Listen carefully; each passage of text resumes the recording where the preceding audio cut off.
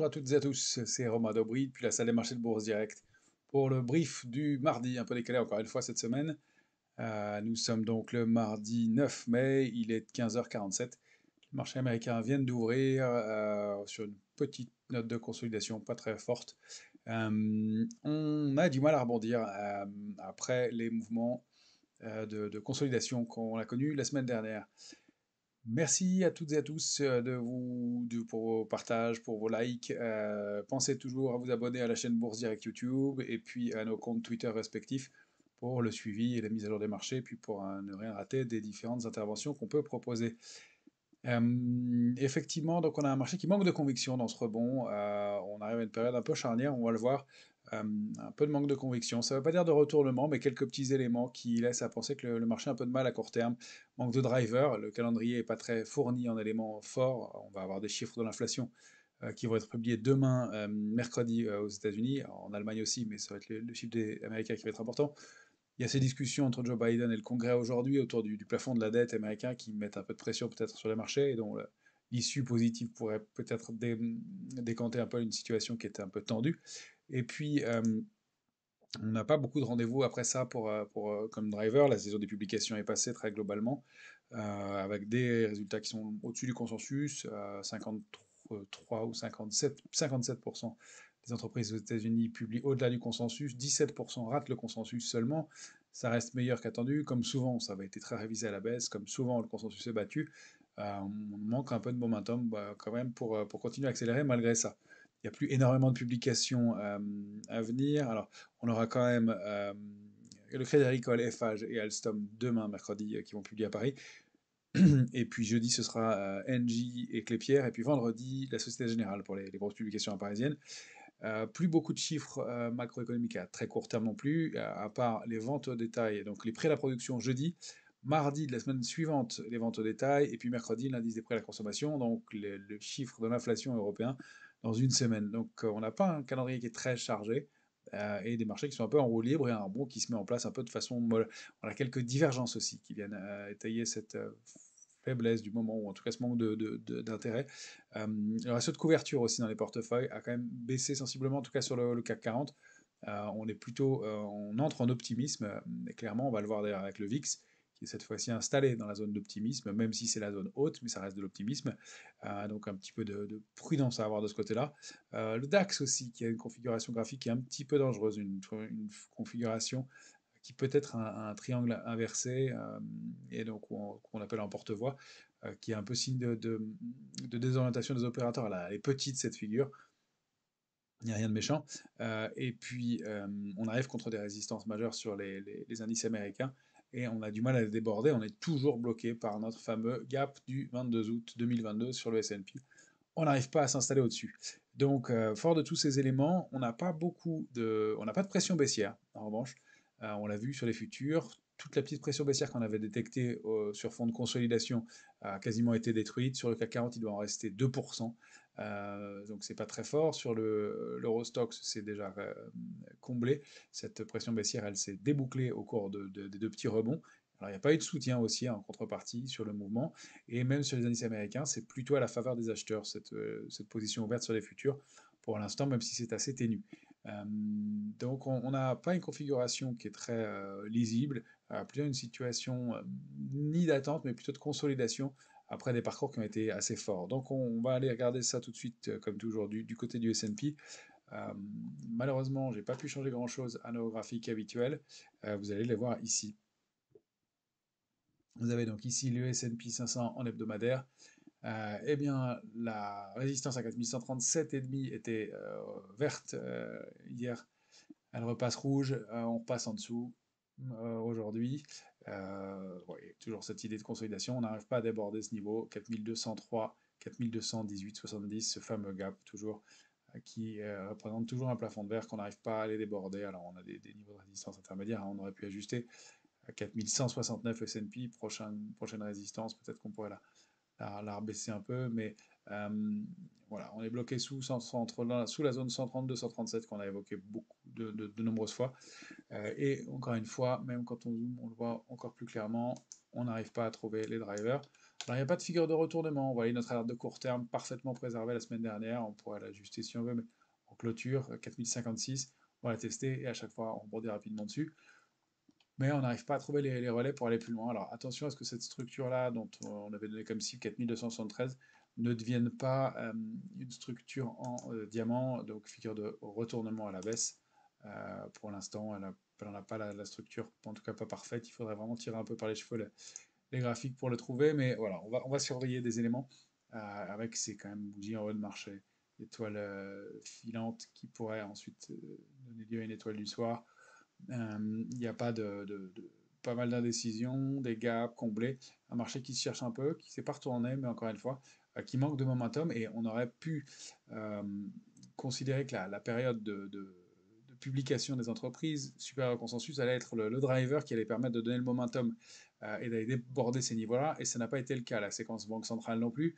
Donc là, on arrive dans une séquence un peu plus faible en termes de publication, et sans avoir débordé les niveaux. Alors ça ne veut pas dire que ça ne va pas le faire. Si on regarde le Nasdaq par exemple, on va voir tout de suite que là, on a peut-être encore de la place, mais de la même façon, on voit que ça s'essouffle un petit peu, ou en tout cas, les cotations se resserrent. Alors là, on est sur le Nasdaq en journalier. Alors, je supprime cette ligne-là, c'est une ligne d'essai. On a une ligne de tendance haussière formée par ces points-là, au-delà de laquelle on évolue. On voit que ça se resserre, qu'on a du mal. Alors, on a, nous, été cette fois-ci comblé ce fameux gap du 22 août. Ça y est, c'est fait, clairement, cette fois-ci. On est installé au-dessus, hein, sur le regard hebdomadaire, on le voit encore mieux. C'était un gap hebdomadaire, d'où son importance, gap baissier hebdomadaire. On savait que ce serait quelque chose de fort. On est allé le combler, on est même installé quelques clôtures au-dessus. On a du mal pour l'instant à le déborder et à déborder cette résistance intermédiaire à 13 326 qu'on avait identifiée, qui va devenir une résistance majeure. En fait, c'est sous cette résistance qu'on avait formé toute la structure de retournement. Et donc, c'est vraiment un niveau charnière pivot, euh, au-delà duquel eh bien, on pourrait réactiver. Alors, la cible, elle reste bien la cible 2 qu'on avait indiquée, 13 720 depuis longtemps, mais en attendant, on manque un peu de driver et le marché hésite, même si le repli du jour de 0,55% n'est pas méchant. On voit que ça manque de momentum, d'entrain, même un peu de volume. Alors effectivement, les deux dernières journées ont été un peu plus étayées, ces deux journées-là de hausse par rapport aux journées de baisse précédentes. Ça reste quand même pas des volumes qui sont extraordinaires, mais bon, pour l'instant, on est toujours dans une structure haussière, donc on a des chances de continuer, et pourquoi pas d'aller chercher cette zone 13 720 et jusqu'à 13 842, tant qu'on est au-dessus de ces niveaux qu'on avait identifiés. Ah, pardon, j'en ai mis beaucoup, elle sert avant des trading aussi, 12 865, 12 948, zone vraiment clé de court terme à ne pas rompre, au risque de revenir sous 12 165, ça c'est notre alerte de moyen terme maintenant.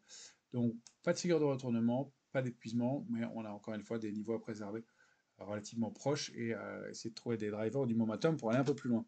Si on regarde la volatilité, on va se mettre, on peut rester en journalier. On est en zone d'optimisme maintenant depuis quelques temps. On a mis un pied dans la zone de vigilance. Ça a permis la petite consolidation rapide, mais on n'a pas pris suffisamment d'allure manifestement pour aller plus loin. Alors optimisme, ça n'est pas complaisance, toujours, j'insiste. Et en plus, même si on voulait, on pourrait indiquer une médiane aux alentours de 16,92. Donc dans cette zone d'optimisme, on est en haut de la borne d'optimisme. Donc il y a optimisme fort, et puis ensuite il y aurait complaisance. Donc on n'est encore une fois pas dans une phase où les opérateurs ne sont plus couverts, sont euphoriques. Vous voyez, quand on dézoome, hein, en février 2020, on avait travaillé longtemps dans ces zones-là. Ça n'est pas le cas pour l'instant, donc juste une petite prudence en haut de marché et dans une période aussi, puisque je ne l'ai pas précisé, mais une période calendaire qui veut que le mois de mai peut être un mois faible après une séquence un peu plus forte. Encore une fois, ça c'est statistique, ça n'est pas une garantie, mais ça vient s'ajouter aux différents éléments de faiblesse, ou de manque de momentum en tout cas, plus que de faiblesse qu'on détectait depuis quelques jours. Alors, si on regarde l'Eurostox, là, en étant journalier, je voulais regarder en hebdomadaire. On a donc effectivement cette consolidation qui s'est bien mise en place, un rebond aussi assez rapide, et pourtant on n'arrive pas à préserver les niveaux. Alors on est toujours dans ce range, on peut le lire comme ça pour l'instant. Trading range, je l'ai un peu un peu modifié ou simplifié, on va dire. C'est 4257, 4281 en bas, ça c'est notre alerte de court terme. Si on repasse sous ces niveaux-là, il y a des chances d'accélérer, comme toujours, de dupliquer le trading range dans pour aller chercher la zone suivante, 4179, 4155. De la même façon, si on arrive à déborder par le haut, encore une fois, on ne voit pas bien quel driver pourrait permettre aux indices de déborder ce niveau tout de suite. Autant, vous savez que j'étais très long et optimiste sur le marché depuis octobre dernier, autant là, on a quand même des signaux de faiblesse. Alors, encore une fois, pas de retournement, mais si on dézoome un peu, et on va le voir, on a quelques signes de pause possible dans le marché, encore une fois. Alors, là, on est sur, on regarde l'Eurostoxx, pardon, c'est l'indice Eurostoxx 50 en hebdomadaire. Alors si c'est ça que je voulais vous montrer avant les indicateurs, si on dézoome et qu'on regarde l'Eurostoxx en annuel, regardez sur quoi on bute. Ça, c'est une année de bourse 2021, 2022 et voilà 2023. Vous voyez la symétrie des différentes bougies et l'échec systématique contre 4400 environ depuis pour la troisième année consécutive. Intéressant de le regarder comme ça se voit aussi d'ailleurs sur le DAX en annuel. Je fais un petit zoom, voilà le DAX qui s'est installé au-dessus de cette zone-là, cette oblique, qu'il a testé ici, là, c'est quand même assez étonnant en annuel, et ces points bien marqués ici aussi. Donc on a, là j'essaie d'avoir une parallèle, mais en tout cas ces deux points hauts, on n'a pour l'instant pas de figure de retournement, mais vous voyez un marché quand même très canalisé. Si on regarde ces indices européens, alors on va revenir sur l'Eurostoxx, ce que je vais vous montrer, qui encore une fois invite juste à la prudence. C'est pas un signe de retournement en soi, mais compte tenu du parcours, de plus de 30% depuis le début de l'année, on est obligé de prendre en compte. Il y a un indicateur fort qui est regardé beaucoup par les opérateurs, c'est le MACD, et le MACD il donne des signes de divergence. Une, deux, trois fois depuis le mois de novembre dernier. Alors, depuis le mois de novembre, il était en divergence, ça a commencé au mois de janvier, et là, pour la troisième fois, on voit que le momentum manque cruellement, et on a croisé pour l'instant en hebdomadaire. Alors, on a croisé que sur la semaine en cours qui débute, donc il n'y a pas d'alerte majeure encore à ce stade, mais voilà, l'histogramme repasse rouge en hebdomadaire. Donc, c'est des signes qu'on va surveiller. Ce sont des signes qu'on va surveiller, pardon.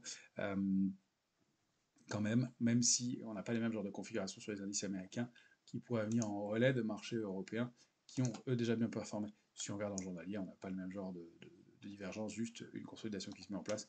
On n'est pas sur des extrêmes de MACD, mais effectivement, on voit qu'on n'a pas le même momentum qu'on avait il y a quelques semaines, ce qui est très logique, évidemment, compte tenu du parcours. Donc voilà un petit élément que je voulais vous porter à votre attention dans ce contexte, encore une fois, où on n'a pas de figure de retournement, mais un marché qui a du mal à poursuivre à court terme.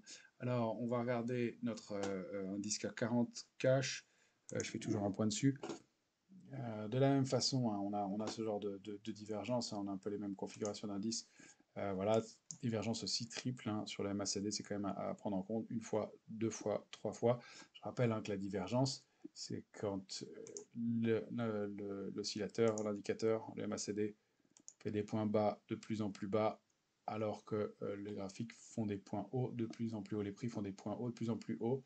Il y a donc divergence entre les deux. Alors, il y a une chose, déjà c'est très large. Ensuite, cette divergence, elle a lieu avec ce retour du MACD en négatif une semaine, et ensuite un pic haussier à nouveau. Donc, elle est peut-être déjà, elle est moins fiable que si ça avait été une divergence continue sans retour aussi. Mais c'est à prendre en compte, encore une fois, comme signe de prudence, en tout cas pour l'instant, dans une période qui peut être qu'une période de consolidation aussi. Hein. Il se peut que le marché consolide à plat pendant quelques temps, mais vous l'aurez compris, je ne vois pas le marché former de nouveau plus haut là tout de suite dans les jours qui viennent. Peut-être que les choses vont se décanter suite à un news flow quelconque, mais pour l'instant, ça n'est pas le cas. Alors là, l'indice CAC 40 cash en hebdomadaire, on est toujours installé au-dessus ou autour de 7385. Hein, c'était notre niveau de retracement idéal. Il y avait des extensions possibles, on l'avait dit. Encore une fois, ce sont des zones. Pourquoi pas dans ce niveau de support intermédiaire. 7320, on retrouve bien les niveaux, l'indice a rebondi dessus, on n'est même pas allé chercher la moyenne mobile 13. Pour l'instant, pas de signaux méchants. On peut donc retester ce niveau-là, c'est plutôt notre alerte de court terme, hein, cette zone-là, jusqu'à jusqu'à 320. En dessous, ça devient un peu plus gênant et c'est l'alerte de moyen terme, elle est lointaine encore, hein. Elle est positionnée plutôt 7-8% en dessous dans la zone voilà, 830, 700, 750, 830. Alors, revenir tester cette oblique qu'on a testée, donc ça veut dire que le marché l'a bien identifié, qu'on a rebondi dessus. Revenir la tester, ce serait signe de faiblesse de court terme. Repasser sous cette zone-là, ça, ce serait pas bon signe. Donc notre alerte de moyen terme, vous voyez, elle est 7-8% plus bas. C'est beaucoup, donc on a encore de la marge pour consolider. On peut peut-être consolider un peu dans cette zone-là, aller rechercher pourquoi pas les tops récents et aux alentours de 7210 pour construire quelque chose de plus solide. Pas encore une fois de figure de retournement, juste des divergences. On n'a pas de structure de retournement, on n'a pas de volume plus fort à la baisse, pas de pression baissière. C'est juste un manque de soutien à court terme, hein, j'insiste dessus. Ça fait partie des périodes comme ça dans lesquelles le marché est moins intéressant, moins clair, moins facile à lire et sur lequel on a un peu des éléments divergents. Sur le futur, CAC 40 en 14 heures, cette fois-ci, là, j'ai mis pas mal de niveaux pour que ce soit lisible pour tout le monde et pour l'intraday éventuellement. Voilà, on avait notre zone de retracement, je l'avais mise un peu plus haut hein, auparavant, 333, 368. Je l'ai réajusté suite au niveau technique vu sur l'indice CAC 40 cash. C'est plutôt ça, hein, c'était 277, 333. On s'est arrêté un peu au-delà de 277. Rien de méchant pour l'instant, encore une fois. On est donc dans un large trading range. Encore une fois, j'ai mis pas mal de niveaux. C'est pour tous ceux qui font du day trading. Je sais que ça sert pas mal. Ces points-là, je les ai à peu près réajustés. Peut-être pas celui-ci. Tiens, d'ailleurs, il mériterait. C'est 299 maintenant. Euh, Celle-ci, on peut la supprimer maintenant. Elle correspond à moins de choses à court terme. Que ce soit plus lisible. Donc voilà, on est passé en dessous. Incursion, rebond sur ce niveau 333,5 qui était notre alerte de court terme.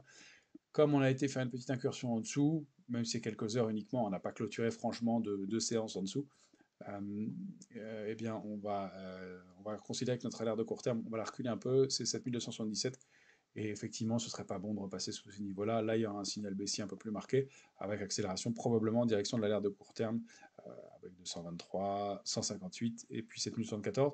Pour l'instant, on considère que le trading range est toujours valable, 7333,5, 7483,5. On n'arrive pas à aller chercher la borne haute.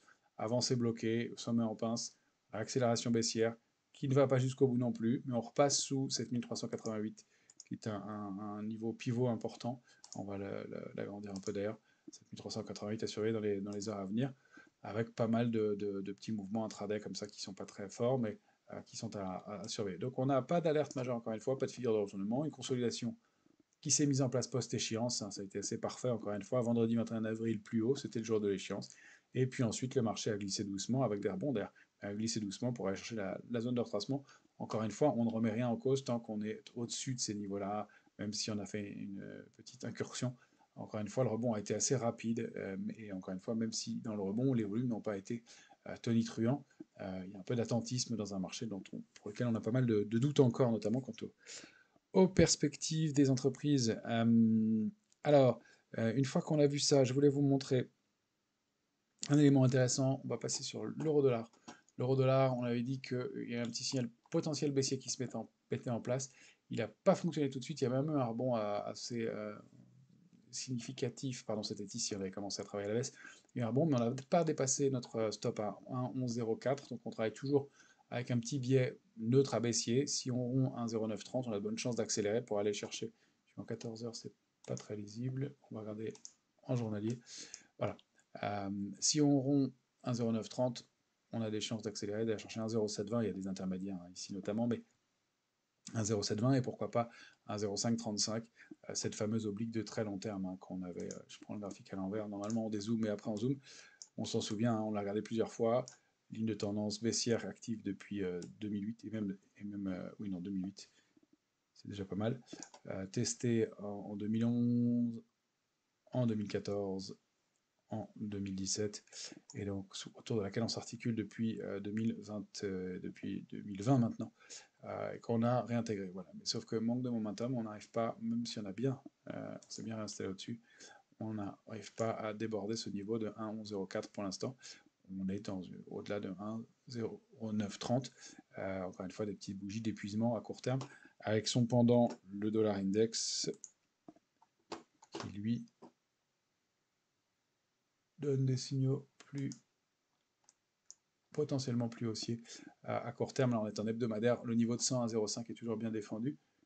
Le signal haussier qu'on avait pressenti, bon, il a été un peu invalidé, mais on voit qu'on tient toujours ce support-là. Donc pour l'instant, pas d'invalidation de la tendance baissière sur le dollar, de la tendance haussière sur l'euro, mais on surveille des petits signaux, effectivement, ce support majeur 1,1104 sur l'euro et 101,05 sur le dollar index pour un petit retournement éventuellement de court terme.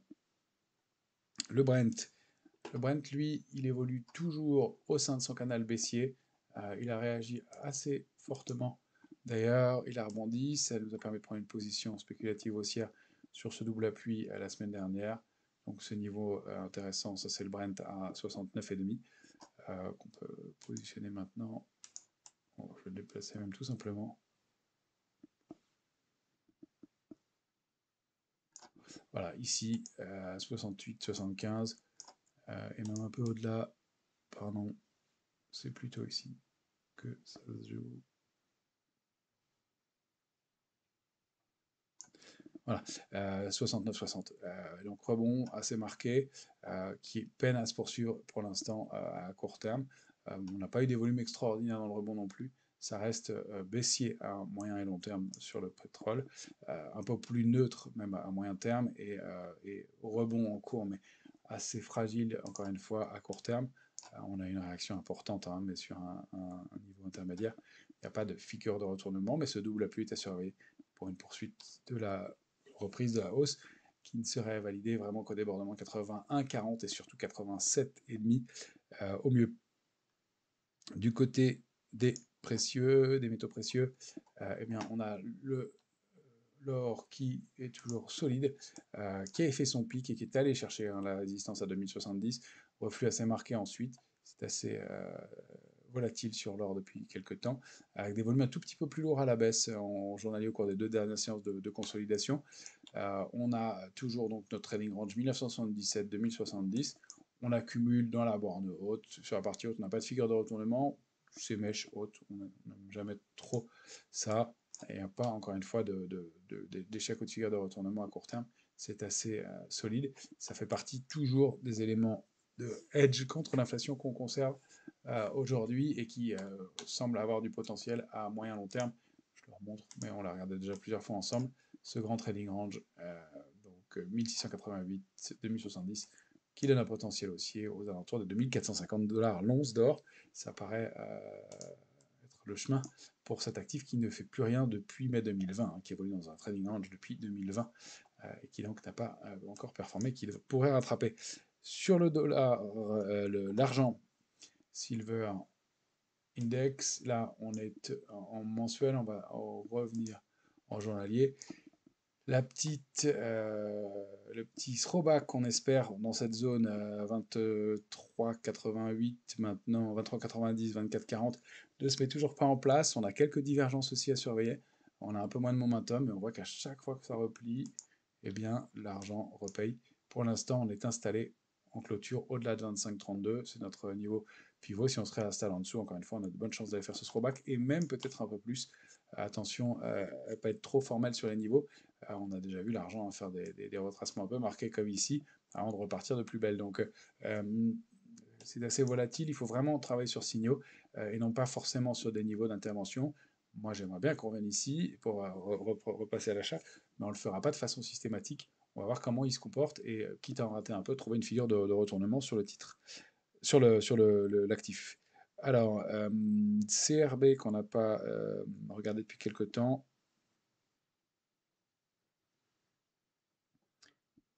pour faire un dernier tour.